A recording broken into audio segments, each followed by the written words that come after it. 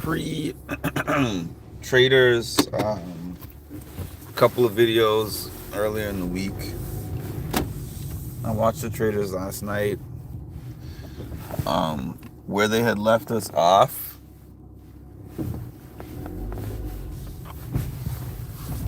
was that we were finding out whether Brittany was going to accept being a traitor or not. Obviously, she was going to accept. I mean, not even just because of her friendship with Danielle or anything like that, but you come onto the game to win. So we have yet to find a traitor that is so honorable that when they get the ultimatum of become a traitor or die, they're like, you know what?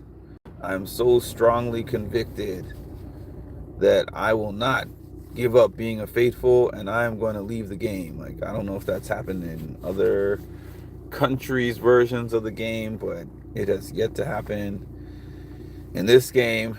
And I think if it ever does happen in this game, that person who chooses to do that is not really there to win. So we looked at Brittany getting the letter, the invitation, and then she got in front of Danielle. I was looking for tell-alls, like what we were talking about yesterday or whatever day that was. I was kind of looking for tell-alls, like this is the thing that tells me that Brittany knew that Danielle was a traitor. I think that, so what Brittany said in the confessional is, I had my suspicions about Danielle, which is what she's been saying all along. The thing is, having suspicions about it being Danielle is totally different from Danielle actually telling her directly, I am a traitor. I don't have reason to believe that that's what happened, despite the people that I was arguing with online a little bit over the last week who are like, oh yeah, it makes sense, because if she tells her and then Brittany works with her, then she's not going to get killed, and then she's going to know who one of the traitors is for if she gets to the end. So I'm like, okay, but what benefit would Danielle have of telling somebody that? Because if Brittany just decided, hey, I'm going to just flip on her, she could just get her out. She could just convince everybody that Danielle is a traitor and then get her out and then go from there. But anyways, she accepted the invite to be a traitor, and then they had their game. Their game this time, Alan talked to them about the seer power. I wasn't able to watch. It was getting late and I had to pack. Alan talked to them about the seer power, and I was wondering exactly how that seer power worked. So he said, okay, whoever wins the most money at the end of these 3 rounds gets the chance to ask somebody, are you a faithful or are you a traitor? And they can't lie about the answer. And I was thinking, I said this before, I was like, that twist kind of makes the game weird. Like, it's not a good twist to me. But anyways, Danielle and Brittany were going hard for that seer power, because obviously if they're not the seer, they're the people who it would impact the most, but especially Danielle, because I think almost everybody, with the exception of Brittany, because she now knows, and she is a traitor now, everyone else would probably ask Danielle if she's a traitor, and I wonder how that would go. I guess they're not allowed to reveal that. So yeah, Danielle was going really hard.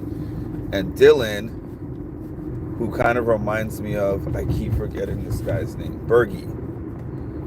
Dylan kind of reminds me of like a Bergie type of player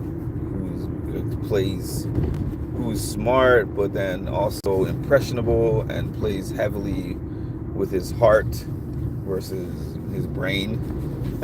Sometimes, I mean, sometimes he has gotten it right, but I mean, the man was working hardcore with one of the most obvious traitors, and I think that he genuinely believed that Boston Rob was not a traitor, even though Boston Rob is one of the most obvious traitors this game has ever seen. So when Danielle, hi Linda, hi Golden Rin Amtrak Train Tracker. Yeah, so anyways, he was looking at how hard Danielle was going to win that seer power, and they didn't show us who ended up winning the seer power. I guess they're probably gonna put that into the next episode, but they didn't show us who won the seer power at the end.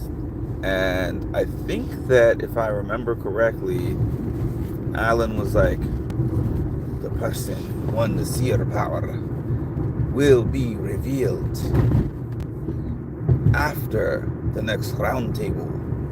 So I'm sitting here and thinking to myself, the traitors, whoever is left, has to murder, if it's not one of the traitors who got the seer power, they have to murder the person who got the seer power, because what sense would that make?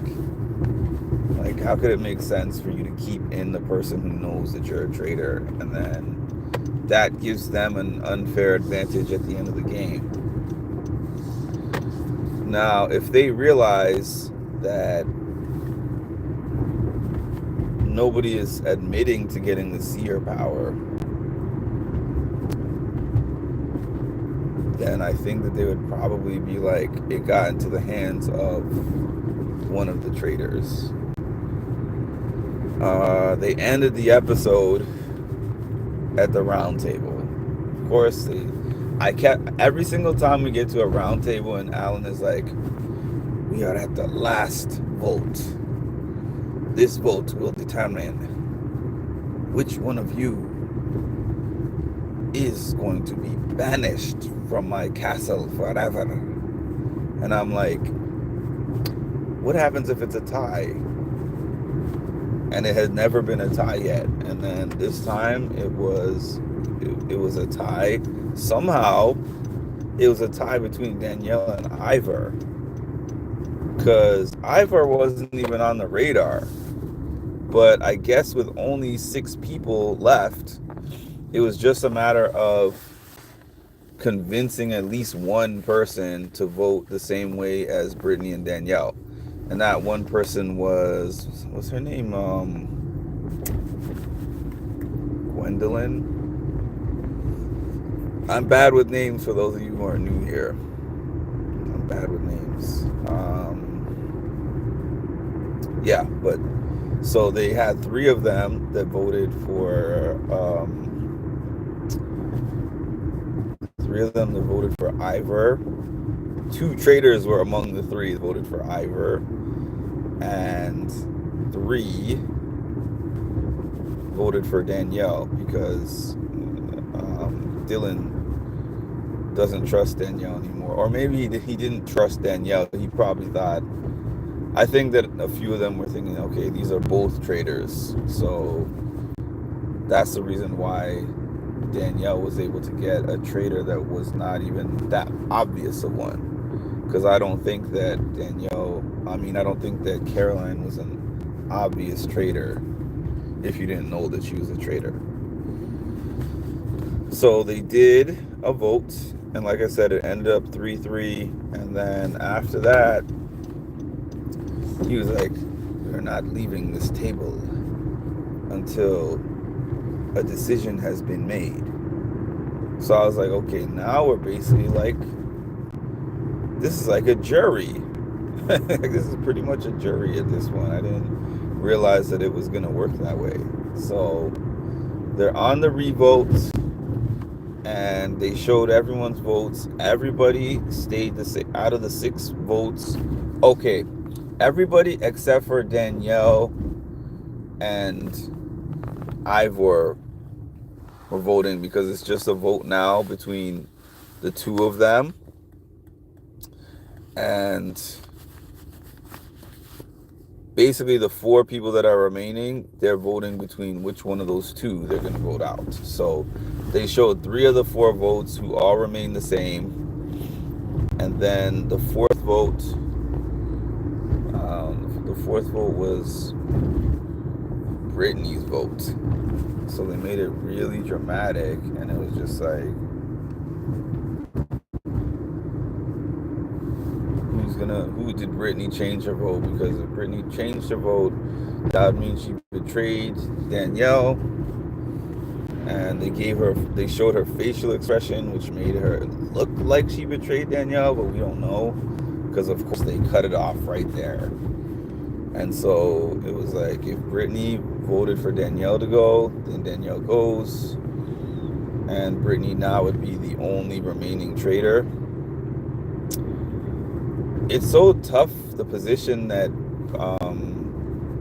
Danielle put Britney in, to be honest with you. And I said this before, because I was like, if they get Danielle out as a traitor, number one, that's like Britney's shield. Because if they get to the very end, she has an advantage. I mean, I know, like on a personal level, this would be really hard to do, but she has the advantage of knowing that Danielle's the other traitor. And I know that Danielle also has an advantage of knowing that Britney's another traitor, but there's more trust on Britney than there is on Danielle. But if Danielle gets out of the house, right,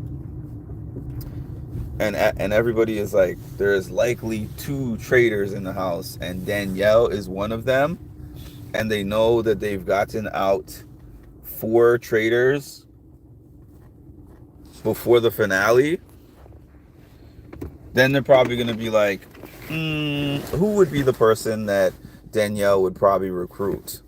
Her closest ally, her closest person in the house, right?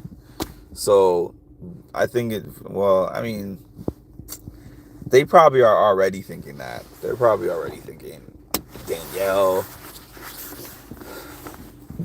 is the last remaining traitor, and she probably had to recruit somebody, and it was probably Britney. But I mean, I believe that it would be in her best interest to have Danielle in there as that shield. Do I think that Danielle is gonna last to become that shield? It's kind of crazy because we don't know, and it's on Britney to decide.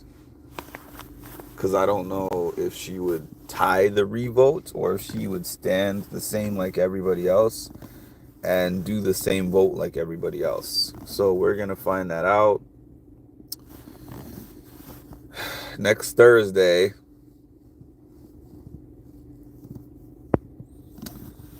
Good morning, Edward, and good morning, Cass. Yes, it has. It has been an interesting season. It's going to be an interesting conclusion, and it's going to be probably a messy reunion, and I'm looking forward to all of that. And next week, the reunion, the final episode and the reunion are going to be released at the same time. I mean, I think they did the same thing last year. We were able to watch the finale and the reunion back to back. So I'm looking forward to that. So those are my thoughts on this week's episode. If I had to guess a winner, I feel like because of how messy the Traitors are, it has made it obvious. They were coming for each other. Britney and Danielle are the first 2 traitors that have not come for each other. And I feel like that's pretty much by default, because it's not in, it might not be in Britney's best interest. Or it could be, I don't know. But at this stage, it's not, because of the fact that she's had conversations with people and she's like, I can't vote for Danielle. That was kind of a mistake, because you had to have conversations, I think, where you tried to convince people that your decision was objective. Like, I'm not just protecting Danielle because she's my friend.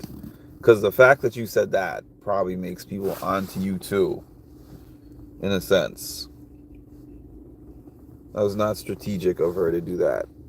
I think it might have been strategic for her to accept, but then to allow for Danielle to get voted out, but for her not to be the one who spearheads those conversations.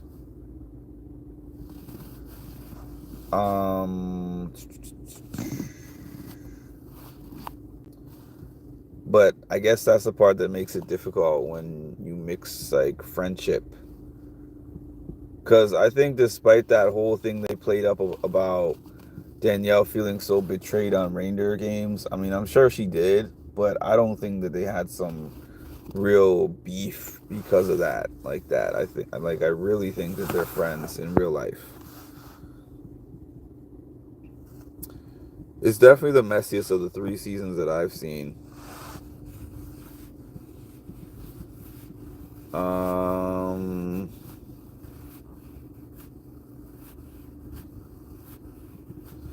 Yeah, I only saw season 1, I believe, where Magic Mike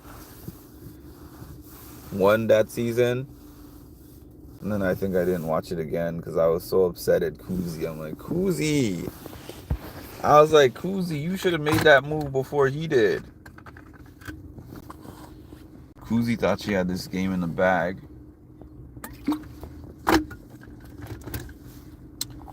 But anyways, thanks for joining me.